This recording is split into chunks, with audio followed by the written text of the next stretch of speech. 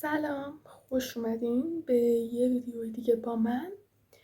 این سومین ویدیوییه که توی چنل میذارم و خب اینکه آره خوش اومدین دیگه. امروز میخوام میکاپ کنم و یه سری وسایل نقاشی خریدم، میخوام اونا رو بهتون معرفی کنم و کلا با هم حرف بزنیم دیگه. پس بزنین بریم. من امروز میخواستم یه میکاپ همینجوری نچرال طور بکنم، چون من بیشتر میکاپ هایی که میکنم حالت خیلی ساده داره، یعنی یه جوریه که و امروز میخوام همون میکاپ رو بکنم و در کنارش حرفم بزنیم. خب آینه رو ببینیم، آینه گوگلی. این دفترچه یه سری چیزا نوشته بودم در مورد رشته و اینکه قبل از اینکه مثلا سال تحصیلی شروع بشه چه کارهایی بهتره که انجام بدین. کسایی که میخوام من دبیرستان برای اولین بار، مثلا 9 به 10 و اینکه حالا یه سری سوالات دیگه که خودم نوشتم و بهشون حالا در طی میکاپ کردن جواب میدم. بذارین اول وسایل نقاشی رو بهتون نشون بدم که خیلی گرون شد و اصلا یه چیزی. دوستان اینو خریدم از این پاک‌کنایی که باش طراحی اینا میکنن، مارکشو نمیدونم ولی فکر کنم خوب باشه. از این مدادایی که باش طراحی میکنن، یک گواش خیلی بزرگ. این خیلی گرون شد، این واقعا قیمتش زیاد بود. اینم که از قبل داشتم، اینو خریدم، خیلی قشنگه، یعنی عاشقش شدم. اینو واقعا عاشقش شدم. از این برگه های کاهی داره ولی برگه‌هاش خیلی کلفته.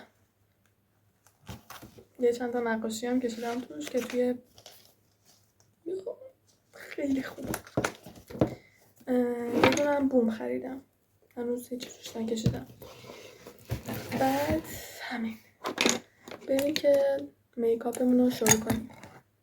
خب من از آینه استفاده میکنم چون تو دوربین که نمیتونم نگاه کنم. آره خلاصه.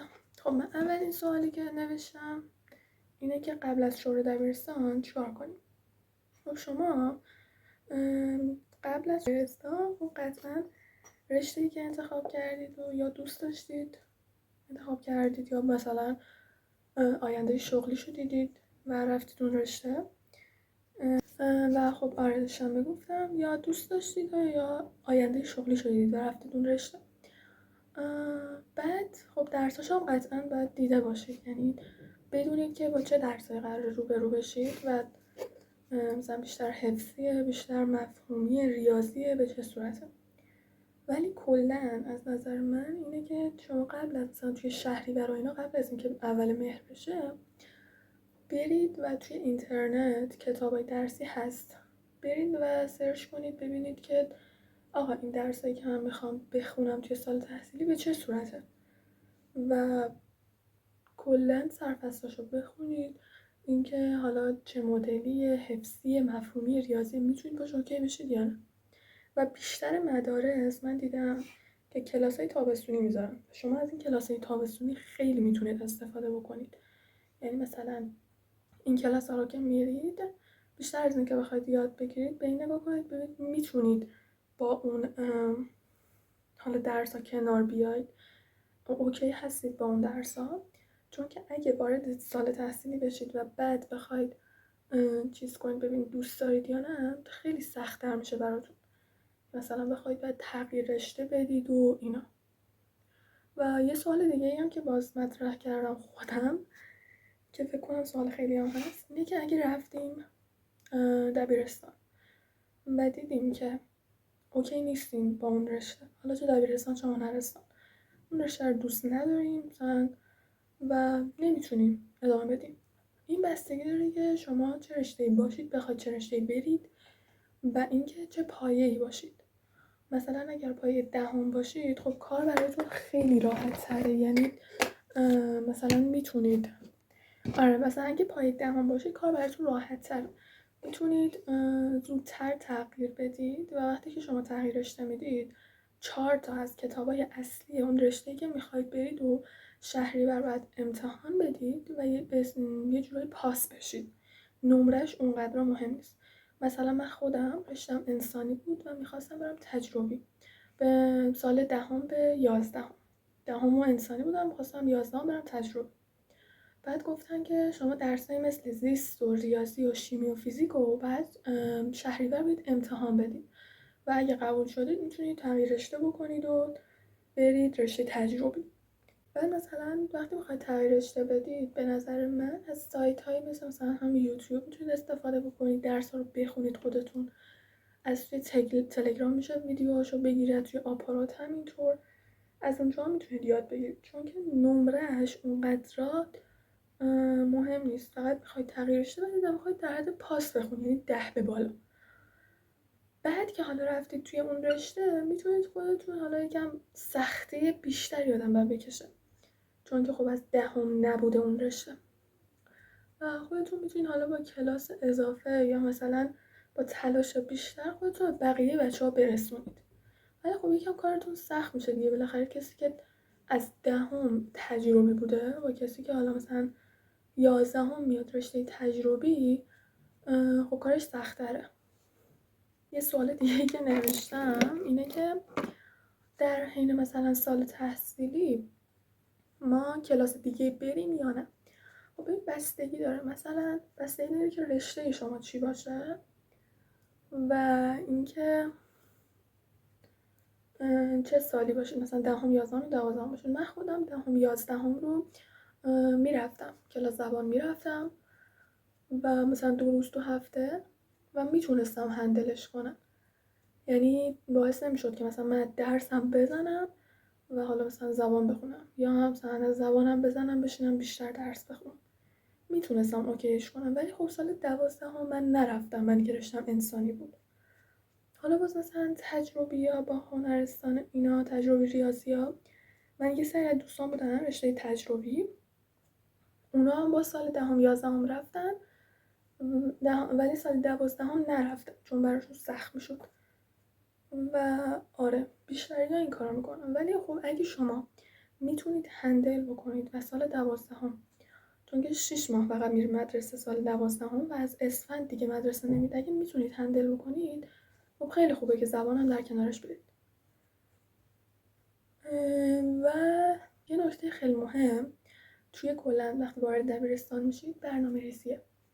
اینکه شما اگه واقعا میخواید توی اون رشته موفق بشید و یه جورایی یه نتیجه‌ای داشته باشه از این رشته‌ای که رفتید، یه دانشگاه خوب، یه رتبه خوب و یه رشته خوب برید، باید برنامه‌ریزی داشته باشید.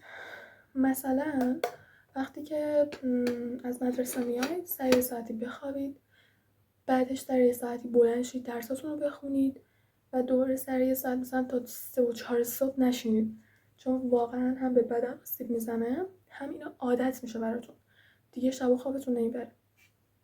و خب آره، بعد اینکه مثلا برنامه‌ریزی خیلی مهمه، برنامه‌ریزی خیلی مهمه و اینکه خیلی تاثیر داره توی یادگیری شما، توی اینکه حالا چه نتیجه‌ای بدید و اینا. من خودم خیلی برنامه‌ریزی نداشتم واقعیتش و یعنی مثلا 3 عصر می اومدم تا ساعت 7 شب میخوابیدم، بعد از اون بر 7 و 8 شب شروع میکردم درس خوندم تا ساعت 2 نصف شب، بعد 3 میخوابیدم، 3 نصف شب یه چیز تا بیام بخورم و اوکیشم و اینا، 3 نصف شب که میخوابیدم 7 6 و نیم صبح بلند میشدم. این خیلی واقعا بده و خیلی حالم بد میکرد، استرس زیاد سر کلاس های خوابم میومد، خیلی اوضاع بد بود. بعد این از این. یه سوال دیگه این که مدرسه مهمه یا رشته؟ این بر وقتی که شما خواهید انتخاب رشته بکنید و خب برای الان نیست، ولی خب من جواب میدم اینکه خب قطعا رشته مهمتره، چون که مدرسه رو شما میتونید اوکیش کنید. مثلا خیلی هستن سال 12 مدرسه دولتی میرن، سال 12 خیلی نمیرن مدرسه و خودشون توی خونه میشنن درس میخونن بعضی این کارو میکنن. ولی خب اگه مدرسه‌تون خوب باشه چرا که نه. من خودم سال 12 همشو رفتم و اونجوری نبود که بخوام نرم مدرسه. ولی خب شما رشته خیلی مهمتره تا مدرسه. انتخاب رشته است نه انتخاب مدرسه. چون که شما 3 سال قراره با اون رشته درس بخونید، بعدش کنکورش رو قراره بدید، بعدش سر کار قراره با اون رشته برید. خیلی مهمه. دیگه سوال دیگه این که شروع کنم صفر بخونم. به نظر من این که آدم مثلا صفر بخونه و اینا، اگه واقعا میخواید موفق بشید و یه رشته تاپ قبول بشید، خب از سال 10. الان که نهایی بود، مثلا این 2-3 سال که نهایی بود،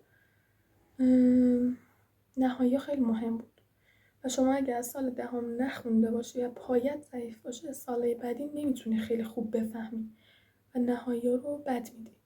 و نهایی هم اونقدر آسون نیست، حدودا در سطح کنکور، حالا نه در اون سختی ولی خب سخته واقعا. الان معدل امسال، میانگین معدل امسال توی رشته انسانی 11 شده، توی رشته تجربی 10 شده و یعنی خیلی سخته واقعا. و شما به نظرم از سال 10 صفر بخونید و که پایتون قوی بشه. ولی این که حالا مثلا از کی بیاین و تست بزنین، این خودش سوال جداست. این بستگی باز به رشته‌تون داره. من خودم که انسانی بودم از سال 11 شروع کردم به تست زدن. کتاب تست خریدم و اینا از مهر 11. خیلی هم نه، مثلا هر درسی که معلم میداد من بعدش مثلا 10 تا تست از اون درس تخصصی ها میزدم، چون عمومیه که دیگه تو کنکور نیست. بعد دیگه این که آره، ولی اگه خب مثلا تجربی هستین و اینا، باز مثلا اوضاع فرق داره. اگه تجربی هستین از سال 10 باید شروع کنین، چون واقعا تجربی هم تعداد شرکت کننده هاش زیاده و رقابت خیلی زیاده، همین که خب مطالبش هم خیلی بیشتره.